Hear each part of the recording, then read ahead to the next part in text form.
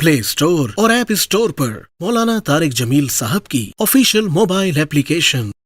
माँ बाप भी जब समझाते हैं तो डांट डपट के, हमारे उस्ताद कारी भी जब समझाते हैं तो माशाल्लाह डंडे मार मार के, डंडे में भी तेल लाया होंगे चंगी तरह टिक के पवे। मैंने तालिब साहब जो हमारे सुबनेंट थे सेंट्रल मॉडल स्कूल में, सबसे ज़्यादा मैंने उनकी मार खाई। वो ऐसे टका के मारते थे ना, एक हाथ यहाँ रखते थे और इतना बड़ा होता था सेफ जिसमें वो सोटी पड़ी होती थी। और खालिद मेला मेरा जिगरी यार 55 साल से मेरी उसके ज़िम्मे होता था डंडा निकाल के लाना, तो डंडा लाने वाला मेरा यार होता और वो ऐसे अंदर उतर जाता था वो डंडा और हमारी हाय हाय होती थी। लेकिन वो एकदम फिल्म देख कर आए मैं और जावेद नज़ीर मरहूम फौत हो गया, तो वो थोड़ा आगे था, वो भागा भागा जाके बिस्तर पे लेट गया उल्टा होके कि मैं तो सुता पे। मैं थोड़ा पीछे था तो मैं बरामदे में ही पकड़ा गया, मुझे जुम मारा। अभी बयान करके मुझे ज़रबें याद आ रही हैं।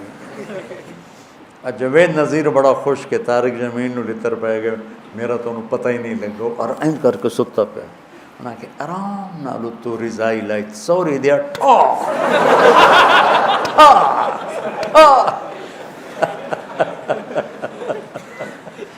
ये बहुत गलत तरीका है, बहुत गलत तरीका, पता नहीं कहाँ से आ गया। दीनी मदरसों का भी यही हाल है और ये स्कूलों का भी यही हाल है और माँ बाप का भी यही हाल है कि माँ बाप अपनी बात उतारना चाहते हैं डंडे के साथ, शिद्दत के साथ, सख्ती के साथ। कई दफ़ा मेरे पास मासूम बच्चियाँ बच्चे जो वो मेरे नंबर, मेरा पर्चा अच्छा नहीं हुआ, अब मेरे नंबर थोड़े आएंगे, मेरे माँ बाप मुझे बहुत डांटेंगे, मैं क्या करूँ?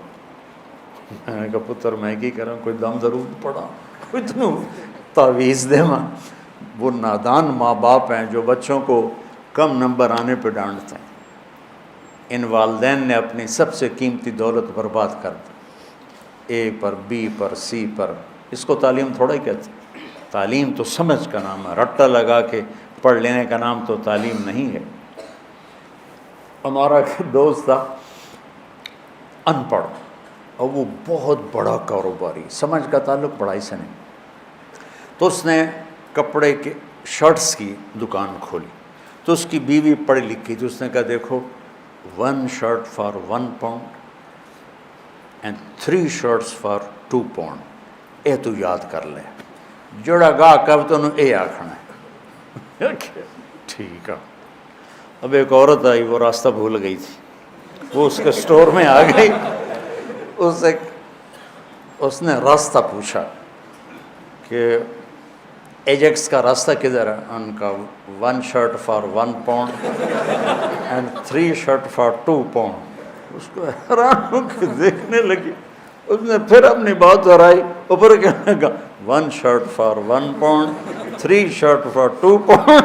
वो हंसती बाहर गई, एक बंदरू लेके आई, उसने उसको बताया तो उसने कहा ये तुमसे शर्ट नहीं खरीद रही, ये भूल गई है, तुमसे रास्ता पूछ रही है और तुम मुझसे 1 shirt for 1 pound बता रहे हो। तो ये कह रही है कि इसे कहो मेरे घर आ जाया करे, मैं इसे मुफ्त में अंग्रेज़ी पढ़ा दूँगी। तो हमारे जो आजकल के वालिदैन हैं ना, वो ऐसी तालीम के पीछे डंडे उठा के खड़े हुए हैं कि बस तेरा इतने ए आने चाहिए, ए आना। अच्छे इंसान बने, रिस्क यहाँ लिखा है, डिग्रियों पे नहीं लिखा हो। हमारे वालिदैन ने बच्चों को मरीज़ बना दिया, उन्होंने डिप्रेशन में का शिकार कर दिया, प्रेशर डाल डाल के। हमारे वालिदा ने पढ़ाया से पर प्रेशर नहीं डाला, क्योंकि हम तो हॉस्टल में रहते थे। एक दफ़ा गवर्नमेंट कॉलेज लाहौर माशाल्लाह मेरे 1000 में से 90 नंबर आए।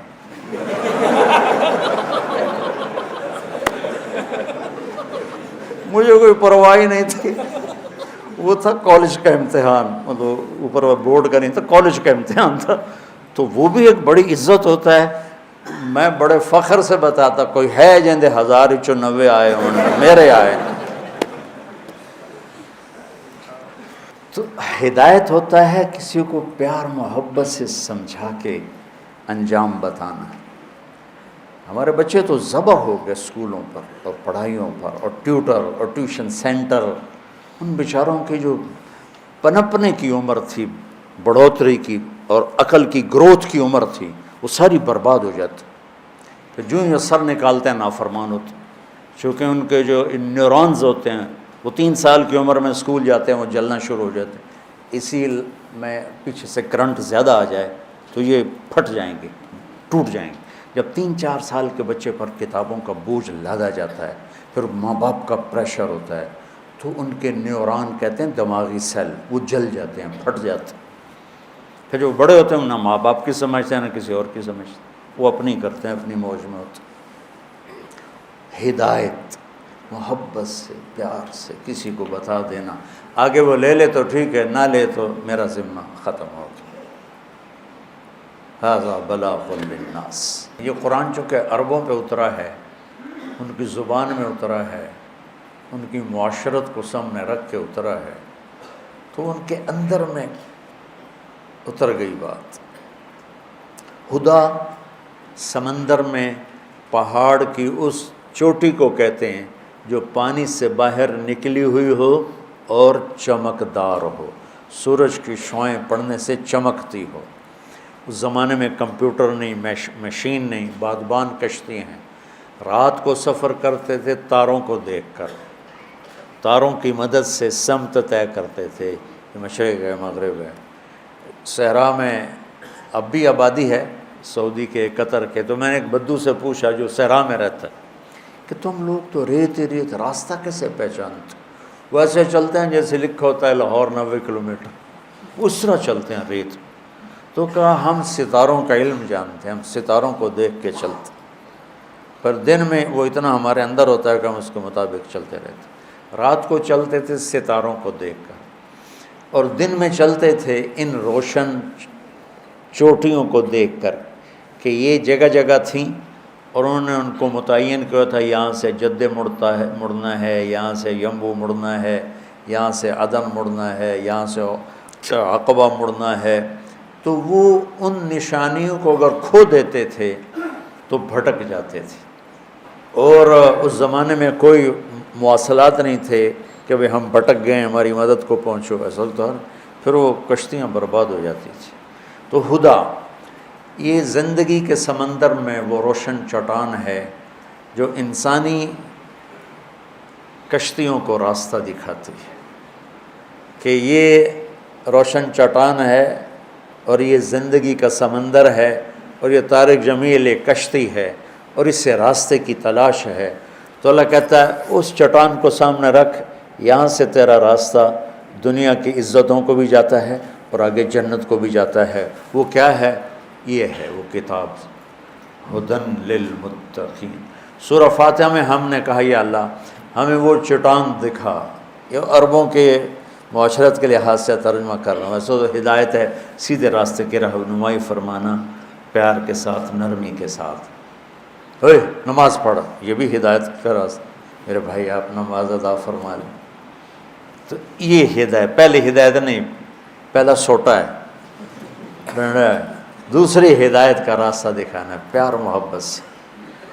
تو وہ روشن چٹان جو انسانوں کو راستہ دکھاتی ہے، پانی کے سمندر میں اور منزل کا پتہ بتاتی ہے، زندگی کے سمندر میں انسانی کشتیوں کے لیے قرآن وہ چٹان ہے جو انہیں زندگی کا پتہ بتاتا ہے، آخرت کا پتہ بتاتا ہے اور صحیح منزل تک پہنچا دیتا ہے۔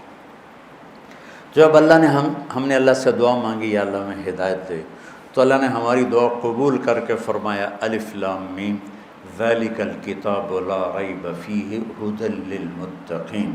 لوگ تم نے مجھ سے ہدایت مانگی تھی نا، تو لو یہ کتاب آ گئی، یہ ہدایت کا ذریعہ ہے، یہ ہدایت کا سامان اور سبب ہے، اور یہ ذالک الکتاب لا ریب فیہ میں ایسا دعویٰ ہے جو کائنات میں نہ کوئی کر سکتا ہے، نہ کرے گا، نہ کسی کے بس میں ہے سوائے اللہ کے۔ جو کچھ اس میں لکھا ہے اس میں کوئی شک نہیں۔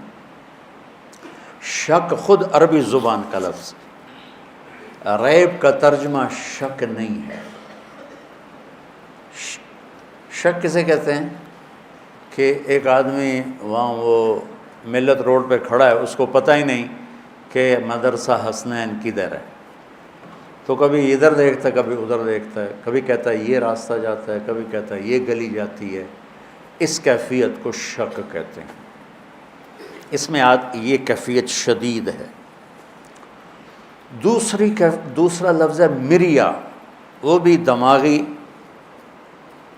شک والی کیفیت ہوتی ہے، لیکن شک سے ذرا ہلکی ہوتی ہے کہ وہ اس کو تھوڑا گمان ہو جاتا ہے کہ یہ جو ڈبل روڈ جا رہا ہے نا، یہ جا رہا ہے مدرسہ حسنین کو، اور ہو سکتا ہے یہ بھی ہو، لیکن مجھے لگتا ہے یہ ہے، اس طرح ہو گیا، ایک طرف خیال واضح زیادہ ہو گیا، ٹھیک۔